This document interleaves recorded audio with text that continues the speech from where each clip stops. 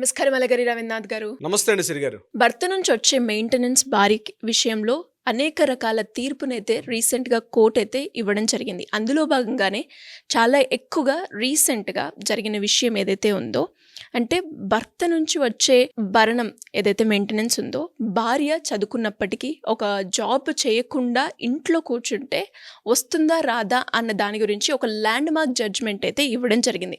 దానికి సంబంధించిన డీటెయిల్స్ ఏంటి సార్?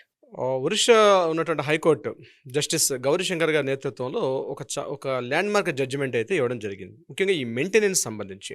ఈ కేసు యొక్క వివరాలు ఏంటంటే, భార్య మంచి క్వాలిఫైడ్ పర్సన్, ఏజ్ ఉంది, అదేవిధంగా షీఈ్ వెల్ ఫిట్ ఉందన్నమాట. అంటే ఆవిడ జాబ్ చేయడానికి మానసికంగా శారీరకంగా కూడా చదువుకున్నటువంటి ఒక యోగ్యురాలు ఆవిడ.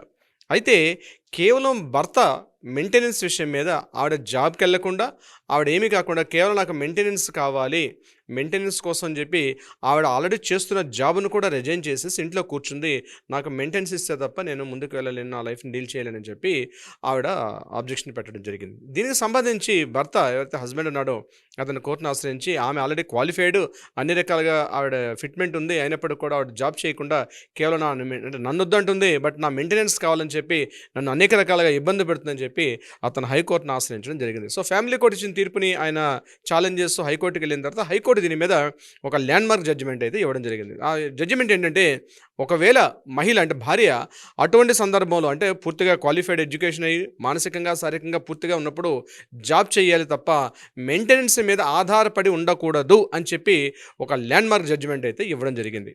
ఇది ఇటీవల కాలంలో, అదేవిధంగా ఇది మహిళల సైడ్, అంటే మహిళలు అన్ని రకాలుగా ఇటీవల కాలంలో ఉద్యోగాలు చేసుకుంటున్నారు, జాబ్ చేసుకుంటున్నారు, బిజినెస్లు చేస్తున్నారు, అన్ని రకాలుగా ఫైనాన్షియల్గా బాగున్నారు. కానీ కేవలం ఈ ఒక్క కారణాన్ని సాగ్గా చూపుతూ తాత్కాలికంగా మెయింటెనెన్స్ని జాబ్ని ఆపేసుకుంటూ మెయింటెనెన్స్ మీద డిపెండ్ అవ్వడం, హస్బెండ్ మీద డిపెండ్ అవ్వడం తరచుగా చూస్తున్నాం. దానికి పులి స్టాప్ పెడుతూ ఒరిస్సా హైకోర్టు ఇచ్చినటువంటి ఈ ఏదైతే జడ్జిమెంట్ ఉందో ఇది కొంతవరకు కొంత వెసులుబాటు ఉండే అవకాశం కూడా ఉంటుంది. ఇలానే కాకుండా ఇది కేవలం మహిళల సైడే కాకుండా హస్బెండ్ సైడ్ కూడా ఉంది. పంజాబ్ హర్యానా హైకోర్టులో దీనికి సంబంధించిన కేసు కూడా ఉంది. అతను ఏం చేశాడంటే, ఎక్కడ భార్యకు మెయింటెనెన్స్ ఇవ్వాల్సి వస్తుందో అని చెప్పి తను పూర్తిగా ఉద్యోగాన్ని దాన్ని పూర్తిగా మానేసి తన ఇంట్లో కూర్చోవడం జరిగింది.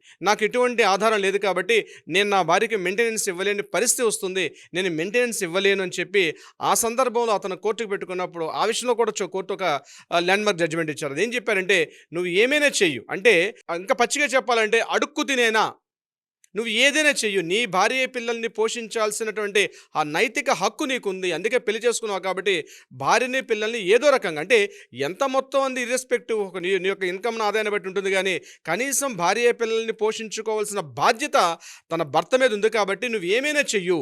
దీన్ని ఇంకా చెప్పాలంటే దొంగతనం చేసైనా సరే భార్యని పోషించుకోమని చెప్పారు. కానీ జడ్జిమెంట్ అలా చెప్పలేదు దొంగతనం అని. దాని తర్వాత విశ్లేషకులు కొంతమంది వాళ్ళు వర్ణించడం జరిగింది. అంటే నేను ఎందుకు ఈ మాట చెప్తున్నానంటే, ఏమైనా చెయ్యు, అప్పు తీసుకొచ్చినా చెయ్యు, అట్లీస్ట్ రోడ్డు మీద ఏదో చిన్న వ్యాపారమో లేకపోతే ఒక ఆటో రిక్షా నడుపుకొని ఏదో ఒకటి, నీ భార్య పిల్లల్ని పోషించాల్సిన బాధ్యత నీ మీద ఉంది, నైతిక హక్కు ఉంది కాబట్టి ఏదో రకంగా చెయ్యు. కేవలం మెయింటెనెన్స్ ఇవ్వాలన్నటువంటి సాకు చూపి నా దగ్గర ఆదాయం లేదు, నా దగ్గర ఎటువంటి ఇన్కమ్ లేదని చెప్పి నువ్వు ఇంట్లో పడుకుంటే కుదరని పని అని చెప్పి పంజాబ్ హర్యానా హైకోర్టు ఒక సందర్భంలో ఒక తీర్పు కూడా ఇవ్వడం జరిగింది. సో ఈ రెండు తీర్పులు బట్టి మనకు అర్థమవుతుంది ఏంటంటే, ఖచ్చితంగా ఇక్కడ పూర్తిగా మహిళ తన కేవలం మెయింటెనెన్స్ కోసమే తన భర్త మీద పూర్తిగా ఆధారపడుతూ తనకు ఉండాల్సిన అర్హతలు ఉన్నప్పుడు కూడా ఉద్యోగానికి వెళ్ళకుండా ఇంట్లో కూర్చోవడం సరికాదు అని చెప్పింది.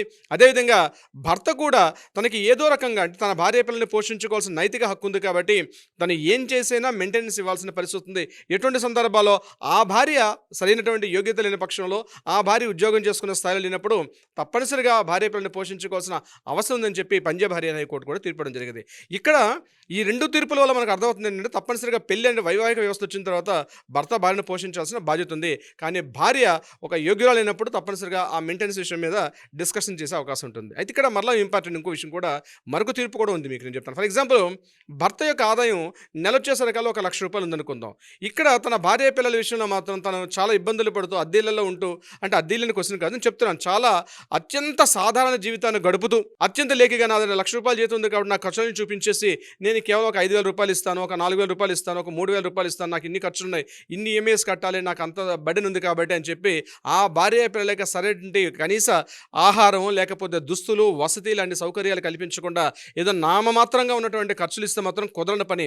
నువ్వు ఏ స్థాయిలో మెయింటైన్ చేయగలుగుతున్నావో నీ స్థాయికి తగ్గట్టుగా నీ భార్య పిల్లల్ని చూపించుకోవాల్సిన అవసరం ఉందని అని చెప్పి కూడా కొన్ని కోర్టులు తీర్పు ఇవ్వడం జరిగింది. అంటే ఉదాహరణకి అతనికి సంవత్సరానికి ఆదాయం సపోజ్ ఒక ₹1,00,00,000 వచ్చిందనుకోండి. నాకు ₹1,00,00,000 ఇన్‌కమ్ ముందుగా నా వ్యాపారంలో రకరకాల అవసరాలు ఉన్నాయి కాబట్టి నేను ఆమెకి నెలకొచ్చేసరికి వాళ్ళకి ₹10,000 ఇస్తానంటే అది కూడా కుదరని పక్షం. అంటే నువ్వు ₹1,00,00,000 మంత్లీ ఒక సంవత్సరానికి ₹1,00,00,000 తెచ్చుకొస్తున్నావు అంటే నీ స్థాయికి తగ్గట్టుగా నీ కుటుంబానికి కూడా ఒక సామాజిక ఒక హోదా కల్పించాల్సిన బాధ్యత కూడా ఆ భర్త మీద ఉంటుంది కాబట్టి తప్పనిసరిగా అటువంటి సందర్భాల్లో అంటే హోదాను కూడా పరిగణించాలి.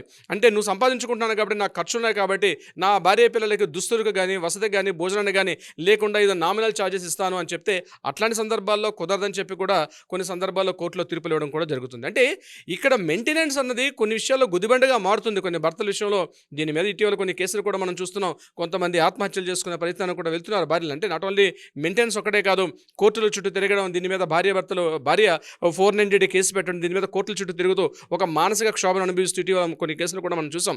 అయితే ఇక్కడ వీటి చెక్ పెడుతూ మెయింటెనెన్స్ అన్నది కంపల్సరీ చేయాల్సిన అవసరం అయితే ఉంటుంది.